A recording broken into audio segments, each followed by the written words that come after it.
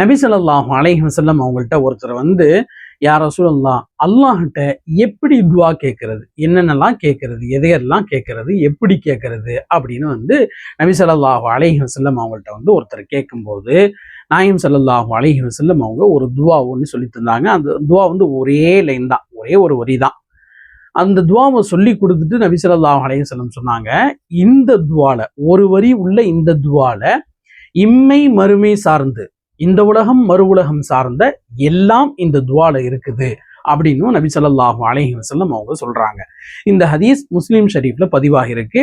நாயகம் ஸல்லல்லாஹு அலைஹி வஸல்லம் அவங்க சொல்லி கொடுத்த அந்த ஒரு வரி துவா என்ன அப்படிங்கிறது தான் இந்த வீடியோட நம்ம பார்க்க போறோம். அந்த துவா என்னன்னா, அல்லாஹு மஃபிர்லி வர்ஹம்னி வஆஃபினி வர்ஸுக்னி. 4 வார்த்தைகள் தான். அல்லாஹு மஃபிர்லி, யா அல்லாஹ் என்னுடைய பாவங்களை மன்னிப்பாயாக.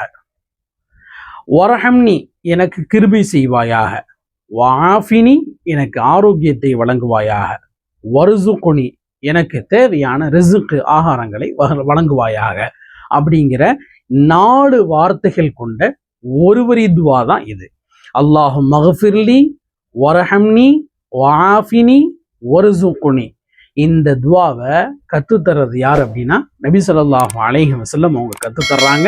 இந்த 4 வார்த்தைகள் கொண்ட ஒரு வரி துவாவை நாம மனப்பாடம் பண்ணி நாமளும் கேட்டோம் அப்படின்னா இம்மை மறுமை சார்ந்த எல்லா நல்ல விஷயங்களையும் நிச்சயம் அல்லாஹு தஆலா நமக்கு கொடுப்பான் அப்படிங்கிறதுல எந்த சந்தேகமும் இல்லை. காரணம், இதை சொல்லி கொடுத்தது நபி ஸல்லல்லாஹு அலைஹி வஸல்லம் அவங்க.